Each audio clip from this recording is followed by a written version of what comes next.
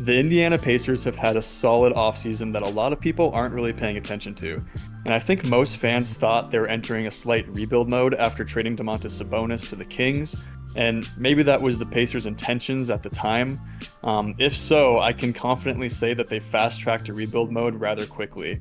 To me, it all starts with Tyrese Haliburton. The Pacers acquired him with trading Sabonis to the Kings, which, the Kings, they had to decide between De'Aaron Fox and Tyrese Haliburton. And I think the Kings made a good decision for themselves. Adding Sabonis nearly immediately put them in the playoffs where the Kings hadn't been for many years, and even sitting atop of the NBA for a time in terms of record. And much like the Kings reaping the rewards from that trade, I believe the Pacers will reap the rewards sooner than expected too. Tyrese Haliburton took a huge leap after getting into his own system in Indiana. Last season, he put up 21 points per game, 10 assists per game, and 4 rebounds in his first All-Star selection season. Mind you, the Pacers were 23-18 before he got hurt last year, and he missed a huge chunk of time in the middle of the season.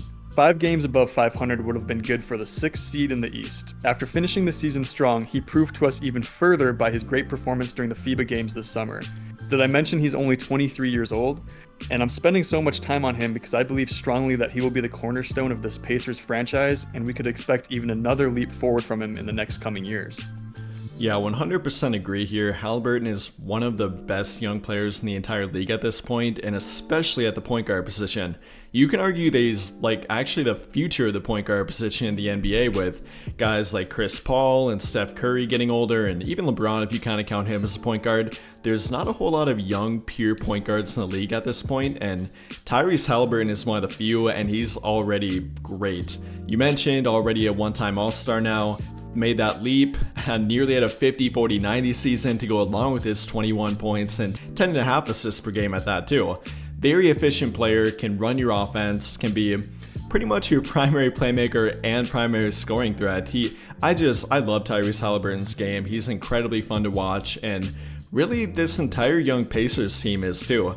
In my opinion, they have one of the most underrated young cores in the entire league at this point.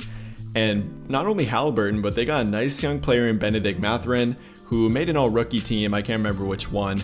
Andrew Nembhard, he's a nice young player, really good all-around guy. And now they drafted Jarace Walker as well, who should help bulk up their defense and be a good long-term piece for them.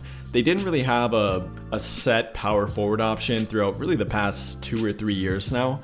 And Jarace Walker will kind of step into that role, grow into it with Miles Turner, who they didn't really lock up long term, but they did sign him to an extension. I really like that defensive front court for them between Miles Turner, Jarace Walker. Great defensive front court there. Then you got Haliburton at point of attack.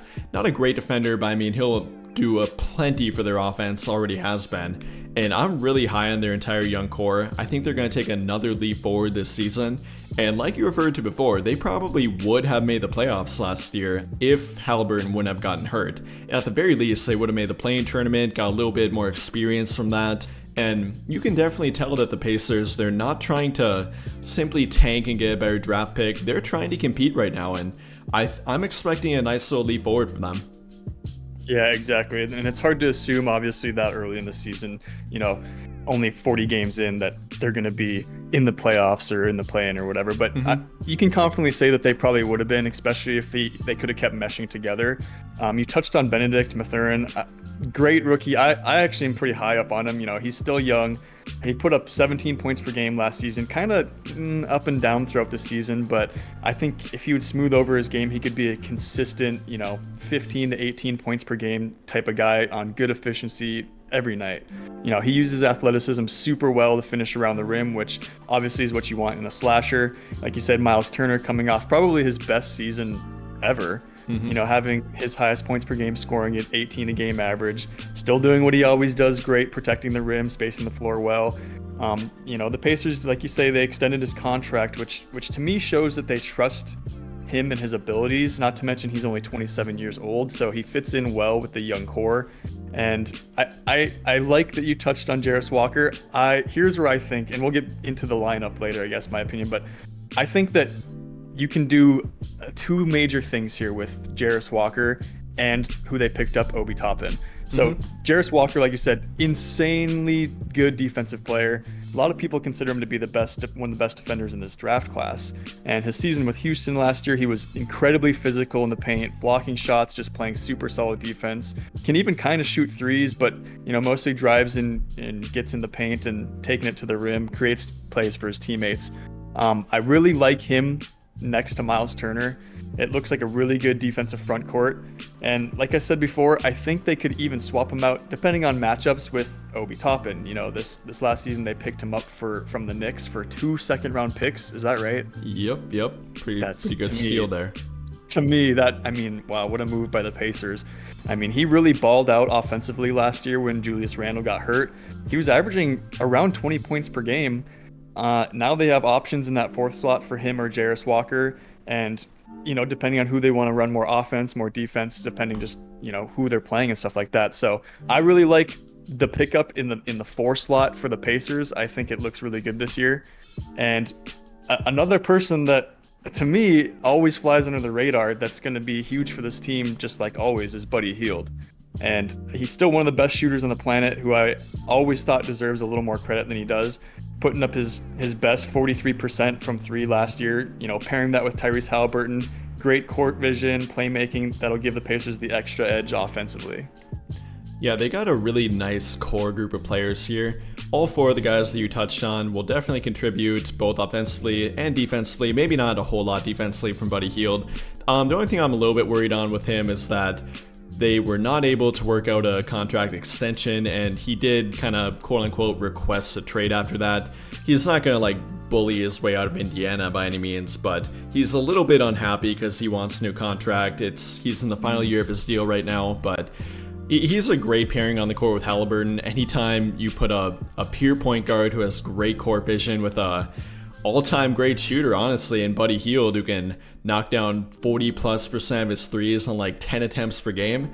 The only other guy you're finding that from is Steph Curry. So, we forget about Buddy Hield a lot. Incredibly good shooter and floor spacer, and always got to pay attention to him. But in addition to him, you touched on Walker, the Obi Toppin, and I would argue that power forward was the Pacers' weakest position last year, and probably during the past 2 or 3, kind of like I mentioned before. You can kind of swap either of them. Walker, you'd get more defense alongside Miles Turner, maybe a little bit more, not more than Obi Toppin, but a little bit of 3-point shooting too, if he can kind of progress from what he did in college. I really like that defensive front court for them. Yes, he will be a project, but the Pacers are not looking to, go all in this year by any means, so Walker will have time to develop. He's 6'8", 7'2" wingspan, can defend both the perimeter with his foot speed, can match up pretty much 1 through 4, even 1 through 5 in a smaller lineup. And then, how you touched on before, can protect the rim as well, average over a block per game in both college and then summer league as well. If Walker and Turner can both stay healthy, which is kind of a problem for Miles Turner, I think the Pacers are definitely going to be way better than the 26th rated defense like they were last season.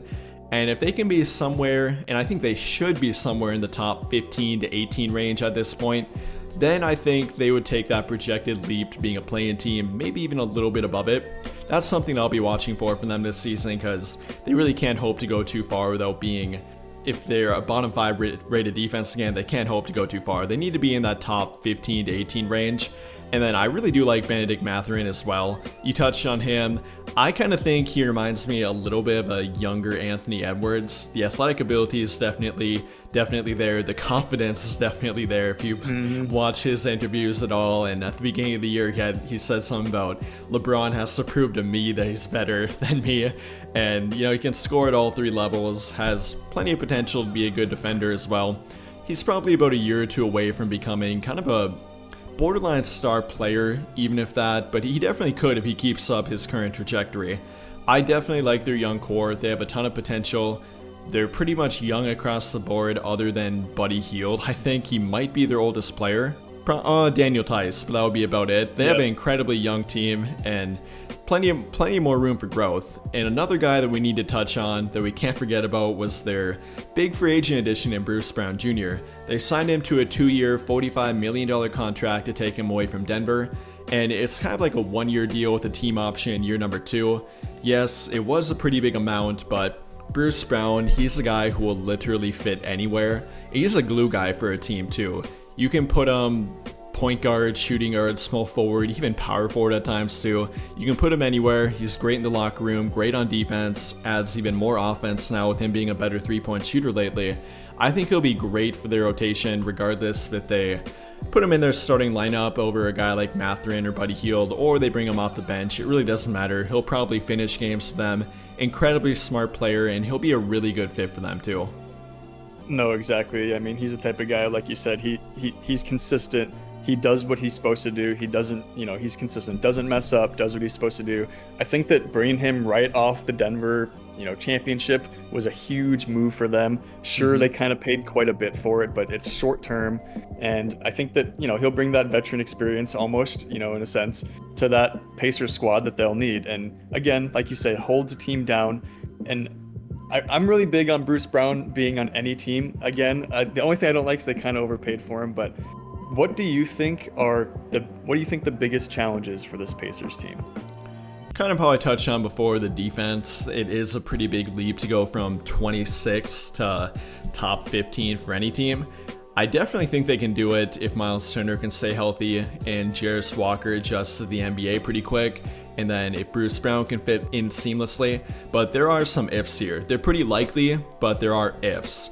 And then another one, it's never a given that your young talent is going to take a leap forward. Unfortunately, some guys peak during the rookie year, and I mean, I doubt it for Benedict Mathurin, but in order for them to take that leap forward, Mathurin will have to take a leap forward as well, and not kind of become overshadowed by the addition of Bruce Brown, which I don't think will happen, but there are ifs here, and those are a few of the challenges that come to mind for me. No, I agree 100%. And I think that if they can do all those things and focus on the things that, could be the negatives, like you say, I think that this Pacers squad could probably end up, the East got a bit stronger this year. So I think they could probably end up around that play-in tournament area, maybe a 7th seed. What do you think? Yeah, I don't think that's out of the question, and I think the East probably did get a little bit stronger, but I think it got a little more top-heavy. Like, we don't know about the future of the Philadelphia 76ers at this point, and you never know about the Toronto Raptors and Chicago Bulls if they'll finally enter a rebuild or keep trying to go with their current core, which will put them around that 8th seed as well. But if either of them will blow it up or Philadelphia, then I think that'll be a better pathway for Indiana to get higher up. Regardless, I think they're a near guarantee to be a top 10 seed and could even crack the top 8 if they stay healthy and again have their young talent take yet another leap forward. But regardless, I'm actually really excited to watch the Indiana Pacers, and it's been a while since non-Pacer fans have probably been able to say that.